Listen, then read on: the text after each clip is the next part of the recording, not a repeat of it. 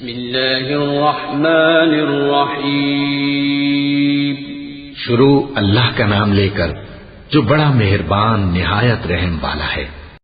السلام علیکم ورحمۃ اللہ وبرکاتہ۔ محترم سامعین اکرام، بنی اسرائیل میں ایک نیک آدمی تھا، اس کی بیوی بھی نیک تھی۔ اللہ تعالیٰ نے اس زمانے کے نبی کو وحی فرمائی، فلاں نیک آدمی سے جا کر کہو میں تجھے آدھی عمر مال عطا کرتا ہوں اور آدھی عمر فقیر کر دیتا ہوں۔ اگر جوانی میں مالدار ہونا چاہتا ہے تو اسے جوانی میں مال دے دیتا ہوں اور بڑھاپے میں فقیر کر دوں گا، اور اگر مال کو بڑھاپے میں پسند کرتا ہے تو اسے میں بڑھاپے میں مال عطا کر دیتا ہوں اور جوانی میں فقیر کر دوں گا۔ چنانچہ نبی نے اس نیک آدمی کو اس بات کی اطلاع دی۔ وہ اپنے بیوی کے پاس آیا اور اس کو سارا واقعہ بتایا اور بیوی سے کہا اس بارے میں تیری کیا رائے ہے؟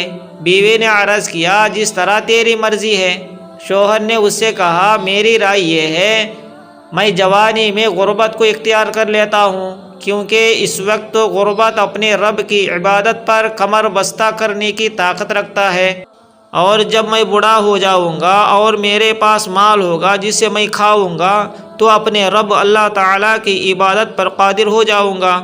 بیوی نے سن کر عرض کیا اے اللہ کے بندے، اگر تم جوانی میں فقیر ہو جاؤ گے تو اطاعت پر قادر نہیں ہو سکتے، کیونکہ ہم رزق کے کمانے کھانے میں مشغول ہو جائیں گے اور نہ ہی صدقہ خیرات کر سکیں گے۔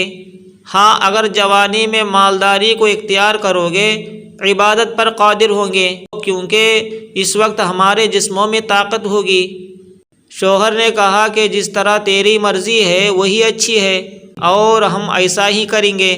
اس کے بعد اللہ تعالیٰ نے اس وقت کے نبی کو وحی بھیجی کہ اس نیک شخص اور اس کی بیوی سے کہہ دو جب تمہاری نیت ہماری عبادت کرنے میں خالص ہے اور تم دونوں اس بات پر خوش ہو جاؤ، میں نے تم دونوں کو ساری عمر کے لیے مالدار کر دیا۔ اب تم دونوں میری عبادت کرتے رہو اور جو چاہو صدقہ کرتے رہو، تاکہ تم دونوں کا حصہ دنیا اور آخرت میں ہو، اور اللہ تعالیٰ ہی تمام خزانوں کا مالک ہے۔ میرے محترم حضرات، جیسی نیت ہوگی ویسے ہی فیصلے ہوں گے۔ اللہ تعالیٰ ہمیں صحیح نیت کرنے کی ہمیں توفیق عطا فرمائے۔